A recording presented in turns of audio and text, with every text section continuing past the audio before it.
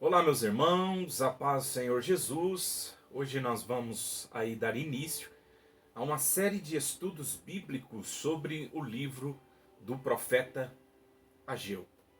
Então eu quero convidar você para juntamente comigo nós estamos aí fazendo um estudo de maneira indutiva. Nós vamos entrar dentro do texto. Vamos estudar personagens, vamos estudar palavras que achamos palavras-chave que são importantes para a nossa compreensão. Vamos estudar o contexto cultural, contexto teológico, contexto histórico. Estudaremos aí assuntos muito importantes dentro do livro do profeta Ageu. E eu quero convidar você para nós estarmos então iniciando esse estudo. Antes de nós estarmos então diretamente entrando dentro do livro, nós vamos tentar fazer aqui uma linha do tempo. E gostaria que você tentasse aí acompanhar esta linha do tempo que nós iremos fazer aqui. Então eu gostaria de colocar dois pontos aí. Primeiro, o ano 605 a.C. e o fechamento aí no ano 516 depois aí de Cristo. Então esses períodos serão o período aonde nós estaremos entrando dentro do estudo, o seu pano de fundo, para que possamos então ter esta compreensão aí a respeito dos fatos que vão acontecer. No ano 605, devido ao pecado da nação de Israel, Jerusalém vai ser tomada aí por Nabucodonosor, vai ser invadida por Nabucodonosor. Essa é a primeira invasão, aonde nós teremos então alguns judeus sendo levados para a Babilônia. Dentre esses, primeiro grupo, nós teremos ali o profeta Daniel, que ainda um jovem será levado entre a família dos nobres para a Babilônia. No ano 597, 605 se dá a primeira, 597 nós teremos então aí a segunda invasão de Nabucodonosor, dos caldeus, aí dentro da cidade de Jerusalém. Nessa oportunidade, nós iremos ver que quem vai ser então deportado será o profeta Ezequiel. Alguns dizem que por volta dos 25 anos de idade Ezequiel ele tinha. E ele vai, então, na segunda deportação. Mas nós teremos ainda uma terceira, e essa é aquela que nós veremos quando, então, Jerusalém será destruída, né? Onde a cidade vai ficar assolada verdadeiramente, que foi no ano 586. Então, dentro desta linha aí de tempo cronológico, nós também teremos aí a participação de alguns profetas. Antes do cativeiro nós temos alguns, teremos no meio do cativeiro também alguns, e teremos depois do cativeiro. Antes do cativeiro nós temos Abacuque, nós temos Isaías e o profeta Jeremias, que tanto falou e também falou aí a respeito no capítulo de número 25 e no capítulo de número 29, no capítulo 25, versículos 11 e o versículo de número 12 do profeta Jeremias. Ele fala a respeito dessa deportação do povo, que seriam levados para o cativeiro, ficariam ali 70 anos, e depois de 70 anos, então, eles voltariam para a sua terra. Então, é muito importante para nós entendermos, então, aí esse pano de fundo, nós estamos familiarizados com esses profetas, tá certo? Com as suas profecias, com o seu tempo, com os reis que faziam parte dessa era. Então é muito importante nós estarmos por dentro de todos esses fatos. Já no meio do cativeiro, nós teremos ali o profeta Daniel e o profeta Ezequiel, que vão estar profetizando, né?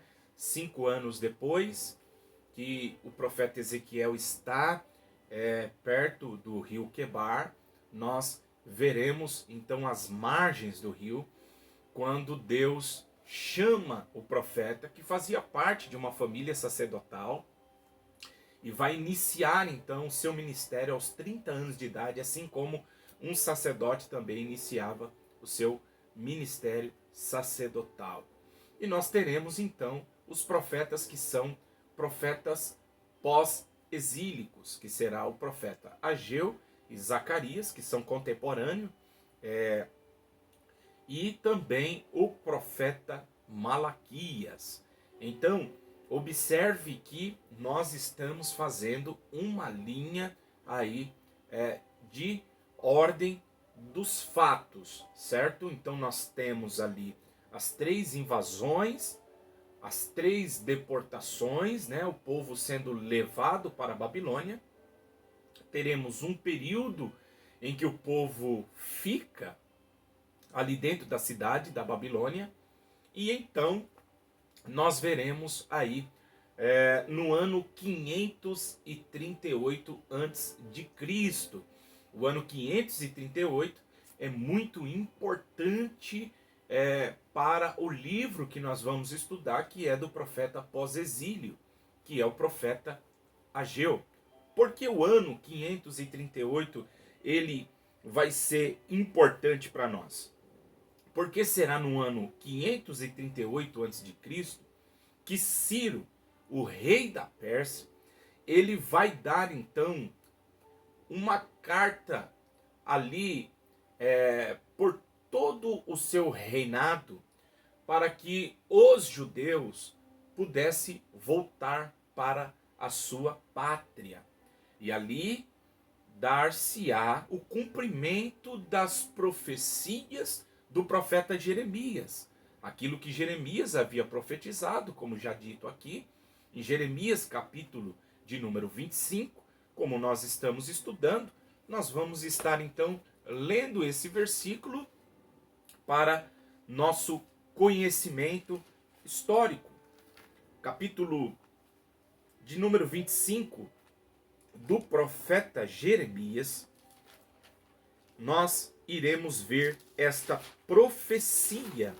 Esse profeta que foi tão perseguido, que sofreu tanto no meio do seu povo, mas que lamentava, que chorava.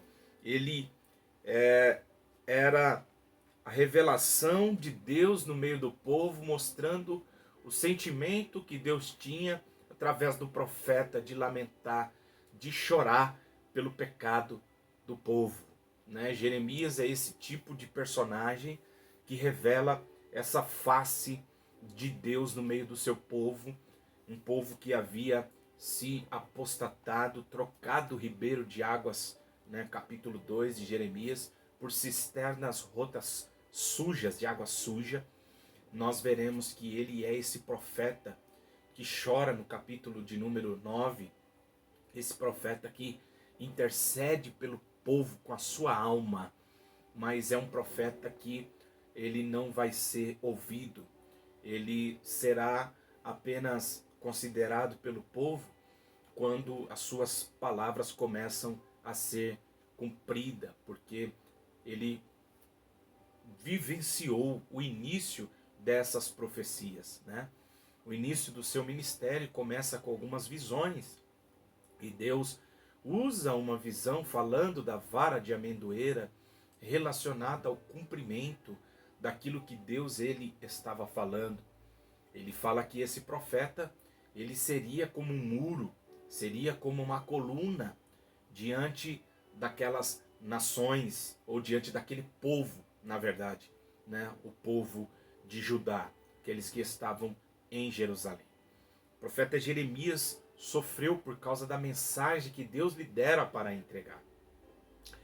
E ele era rejeitado pelo povo. Ele chega a se lamentar, até que quando se aproximava de algumas pessoas, essas pessoas se levantavam e o deixava sozinho.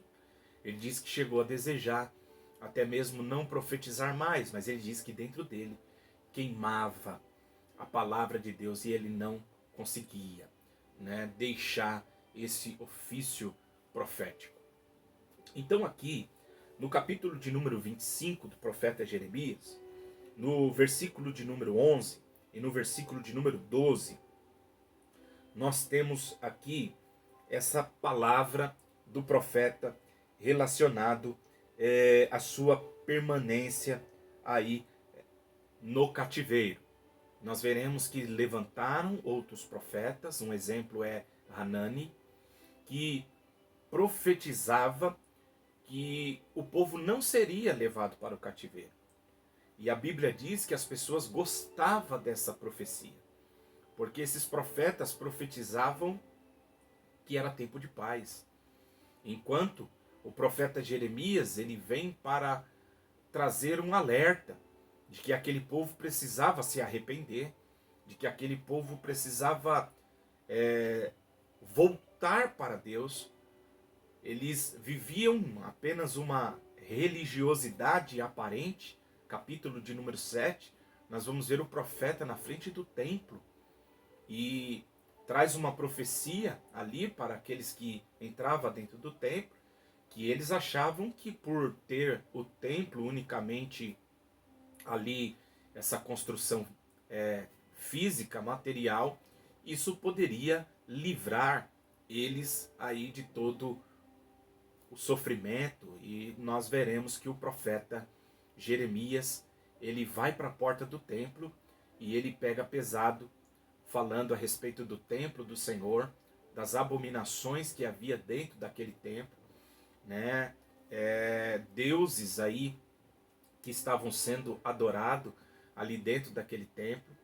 E nós veremos então depois que esse templo ele vai ser destruído. Então no capítulo de número 25, nós veremos aqui essa profecia. Diz assim: e farei perecer entre eles a voz de foguedo, a voz de alegria, a voz do esposo, a voz da esposa, e o som da moz, e a luz do candeeiro. E toda esta terra virá a ser um deserto e um pântano. E estas nações servirão ao rei da Babilônia 70 anos. Então, observe que nós veremos então que o profeta disse que o povo iria sofrer durante 70 anos o cativeiro. Deus também falou com Abacuque, quando Abacuque estava diante desse cenário também, aí de tanta injustiça, de tanta apostasia, de tanta iniquidade no meio do povo, e Deus fala que levantaria os caldeus, né? Que é aquela panela que estava fervendo, que viria do norte, que o profeta Jeremias ele viu. O profeta Abacuque, ele não compreende muito como que Deus poderia levantar uma nação ainda pior do que a sua nação para trazer justiça sobre o povo de Deus, né? O profeta ele não compreende isso, e às vezes nós também não compreendemos a maneira de Deus ele trabalhar. Nós somos limitados. Deus ele é eterno. Deus ele é onisciente. Deus conhece o fim desde o princípio e nós estamos limitados ao tempo. Então o profeta Abacuque ele questiona a Deus o motivo. Então nós veremos que Deus vai mandar com que o profeta suba em uma torre, no capítulo 2, e então Deus vai mostrar também o que ele faria com esta nação, nação babilônica, os caldeus, Nabucodonosor, e aonde nós teremos no capítulo de número 2 do profeta Abacuque os 5 ais, né, relacionado àquela nação, a nação ímpia, a nação babilônica. E então, no capítulo 3, nós vamos ver o profeta louvando e adorando a Deus e confiando naquilo que Deus faz, dizendo que no capítulo 2 o justo vive pela fé, ou seja, o justo vive pela confiança em Deus, ciente de que tudo que Deus faz é o melhor e que Deus está no controle de tudo. No versículo de número 12, aqui do profeta Jeremias, no capítulo de número 25, nós veremos que o profeta profetiza a ida do povo, mas ele também profetiza que tinha começo, teria meio, mas também teria fim esse cativeiro. E no versículo de número 12 ele diz: acontecerá, porém, que quando se cumprir os 70 anos, visitarei o rei da Babilônia. E esta nação, diz o Senhor, castigando a sua iniquidade, e da terra dos caldeus farei dele um deserto perpétuo. Então, Deus, ele usa a vida do profeta aqui para profetizar a respeito desse cativeiro. E no ano 538, como eu já disse, é importante porque não dá para nós entrarmos de uma maneira aqui detalhada relacionado aos fatos que estão acontecendo, né, ao lado ali, as nações, os seus reis, as guerras que estão acontecendo, reis que estão subindo do trono, reis que estão descendo do trono. Entre eles, nós encontraremos esse personagem chamado Ciro. Ciro, que é conhecido como Ciro o Grande. Um homem que, quando estudamos a sua vida, depois farei um estudo específico sobre ele, porque a sua vida ela é genial, né? A maneira em que Ciro ele governa, a sua política dentro do seu reino, a sua maneira de estar trabalhando, né, com as nações que eram conquistadas por ele, diferente do que a Síria e propriamente a Babilônia, né, que eles tinham como costume, quando conquistavam uma nação, trazer aí o povo para estar debaixo do jugo, e faziam de tudo para que esses povos viessem ser convertidos, né, à sua cultura, aos seus deuses, à sua língua paterna, materna, né? E nós vemos isso no capítulo 1 de Daniel, a intenção de Nabucodonosor ali é muito clara relacionado a isso. Diferente disso, nós veremos Ciro II, o Grande, porque Ciro ele faz diferente. Ciro ele age de maneira que ele respeita essas nações.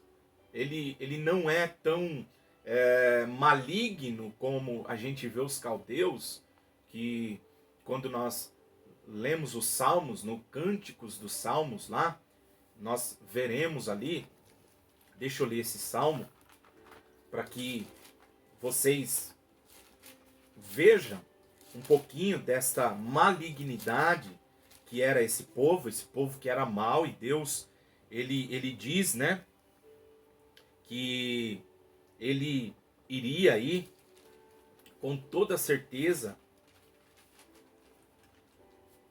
está cobrando com justiça essa maldade, essa malignidade deste povo que não tinha pena das pessoas em que eram conquistadas, ou dos reis, né, das nações que eram conquistadas por eles. No Salmo de número 137, nós veremos aqui que no cântico, né, que eles estão com saudade da sua pátria, no Salmo 137 diz: junto aos rios da Babilônia nos assentamos, choramos, lembramos-nos de Sião, a nação de Israel como uma nação conhecida como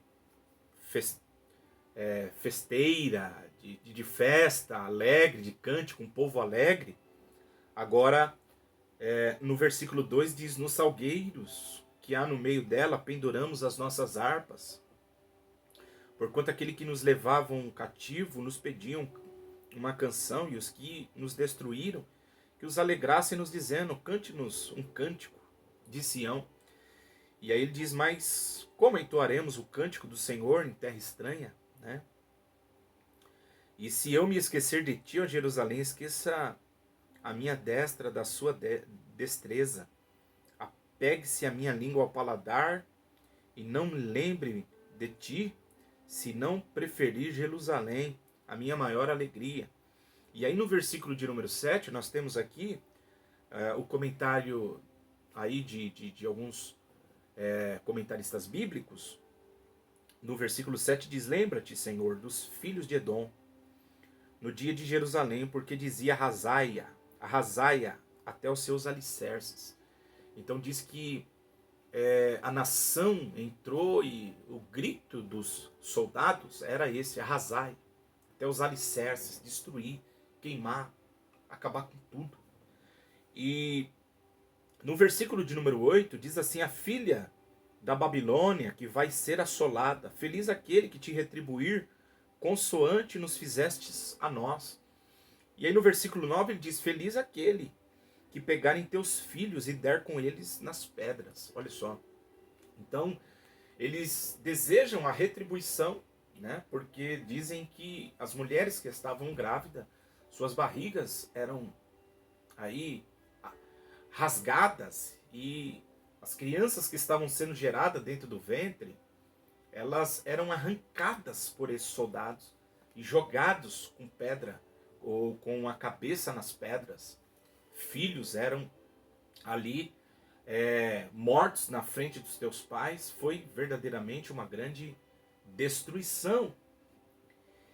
Mas nós veremos que depois disso, Deus, ele vai falar a respeito desse personagem, Ciro, o grande Ciro.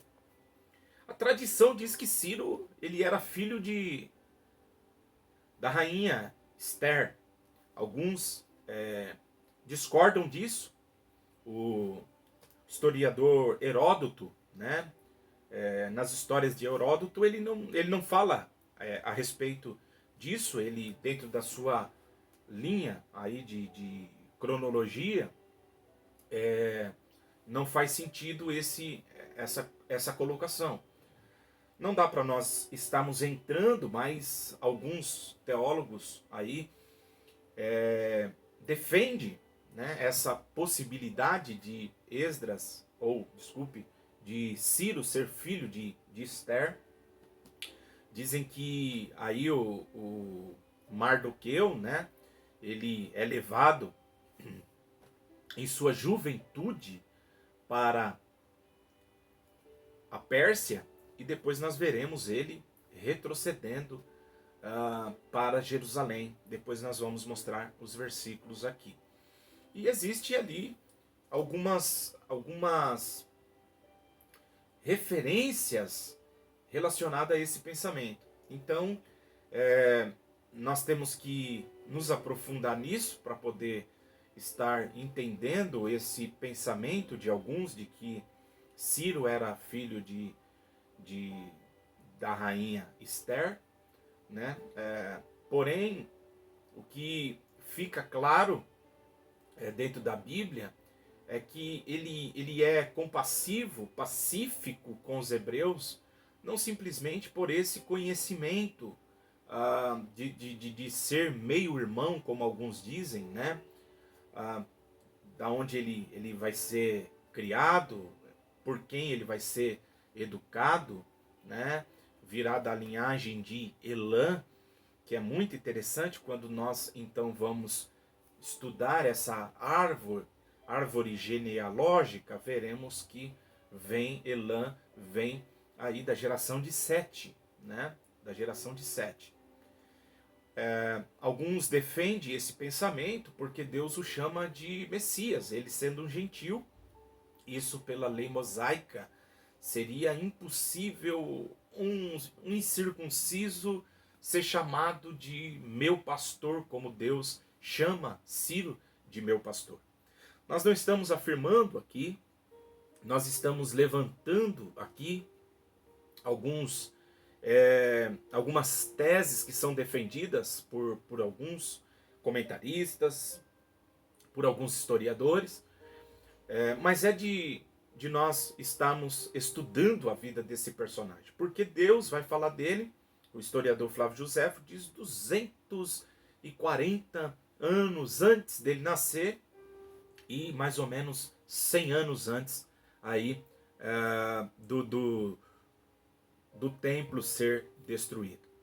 Então, a cultura judaica, dizem que quando Ciro se assenta no trono como rei, Daniel mostra para ele a profecia a respeito de que Deus havia falado dele antes mesmo dele haver nascido. Deus havia falado dele.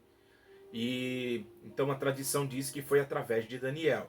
No capítulo 9 de Daniel, nós veremos que Daniel está estudando o livro de Jeremias, esse que nós lemos, né? Ali, as partes desse livro, pois ele ainda não estava completo, né? Mas ele tem acesso aí a essa profecia e então ele viu que os 70 anos estava para se cumprir e ele vai então até Ciro e ele mostra para Ciro essas profecias daquilo que Deus havia falado, e alguns chegam a dizer que Ciro então se converteu. Isso também não dá para nós estarmos confirmando, porque alguns dizem que Ciro ele tratava não só com a nação de Israel com bondade, ou ele não tratou somente a nação de Israel com bondade, mas ele tratou as outras nações também.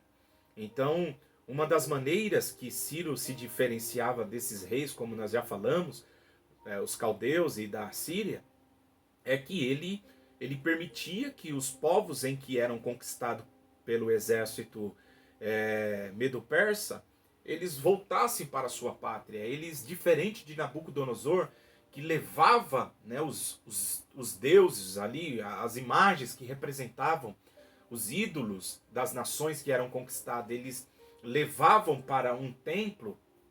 Diferentemente disso, nós veremos que Ciro ele vai estar fazendo diferente. Ele permite que as nações sirvam os seus próprios deuses. Ele devolve às nações os seus ídolos que haviam sido tomados, e diz que ele era muito querido por essas nações que eram tomadas por ele, a ponto de dizer que quando o profeta Isaías profetizou, Deus usando a vida do profeta, que ele encontraria as portas ali as portas que havia, né? Heródoto vai dizer que eram 100 portas e essas portas eram de bronze ali da Babilônia. É exatamente porque dentro da Babilônia algumas nações que haviam sido conquistadas por Nabucodonosor respeitavam ali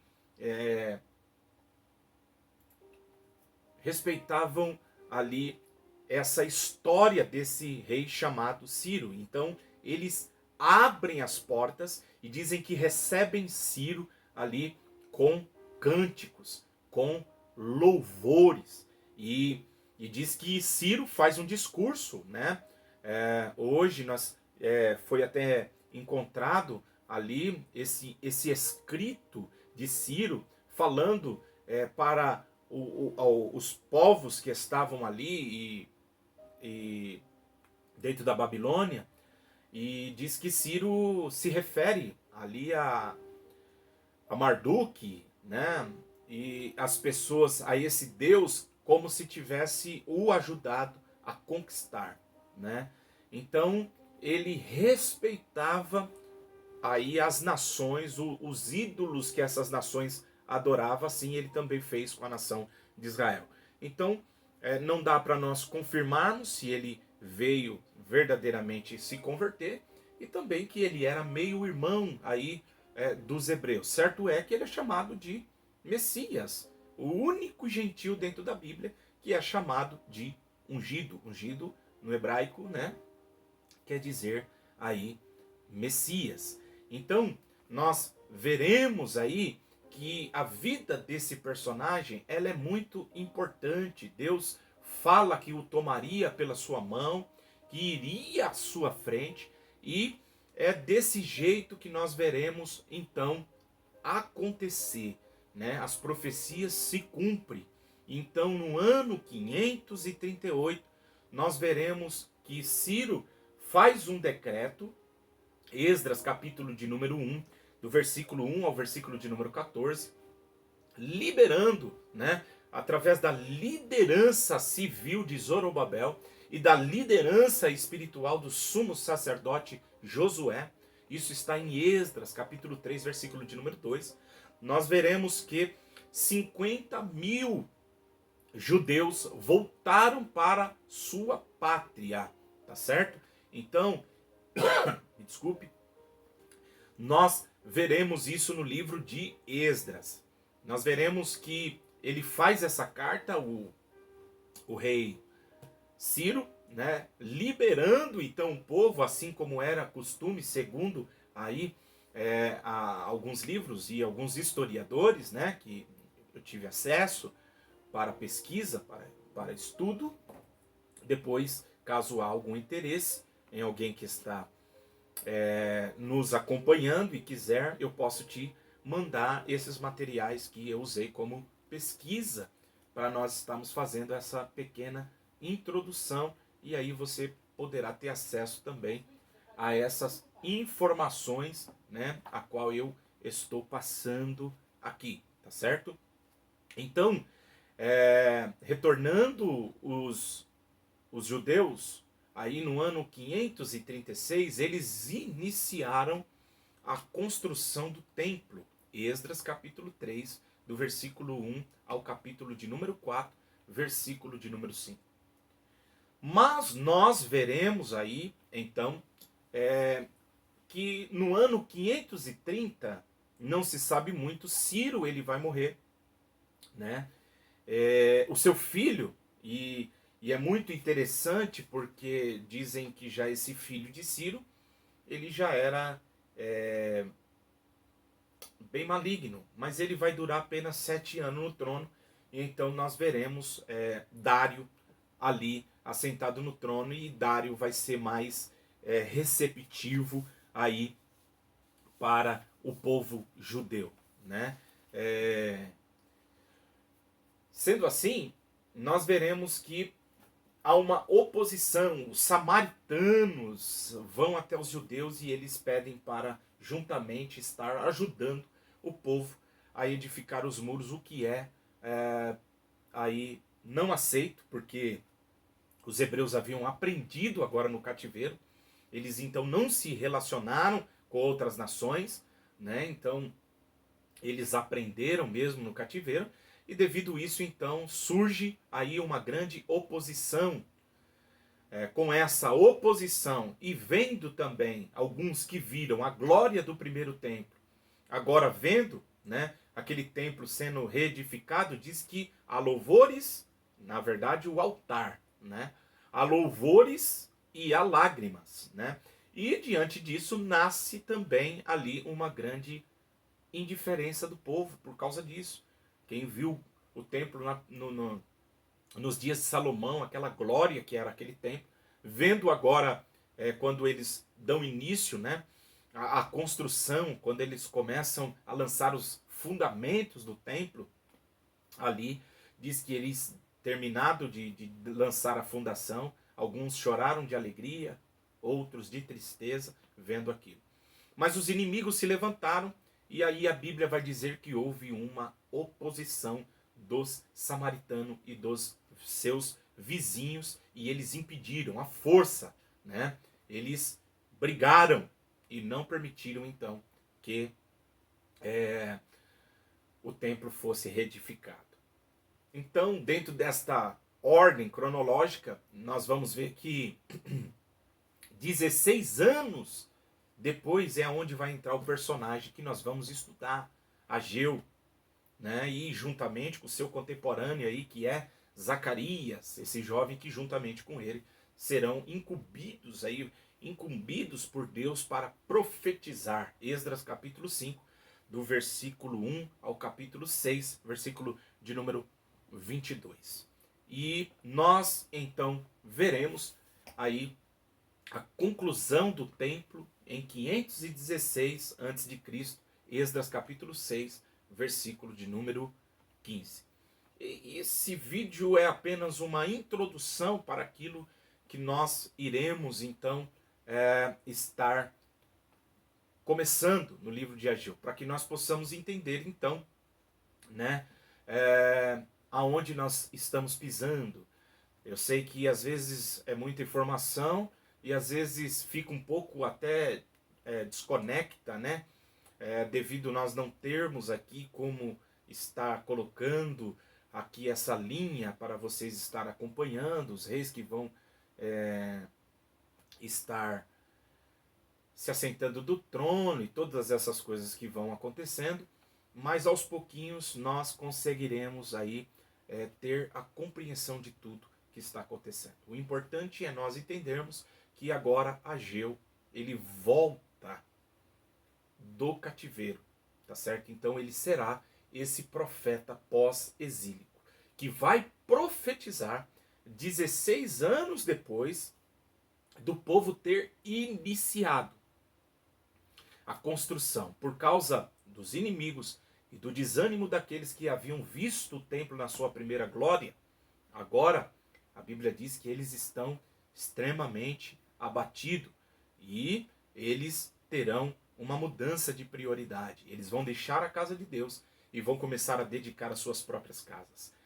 Então eles vão dedicar os seus esforços, vão dedicar a sua vida, a sua própria vida, a sua própria casa, né? Então as prioridades deste povo, eles vão colocar primeiro a vontade deles, eles em primeiro, a casa deles em primeiro lugar, e a casa de Deus vai ficar ali abandonada.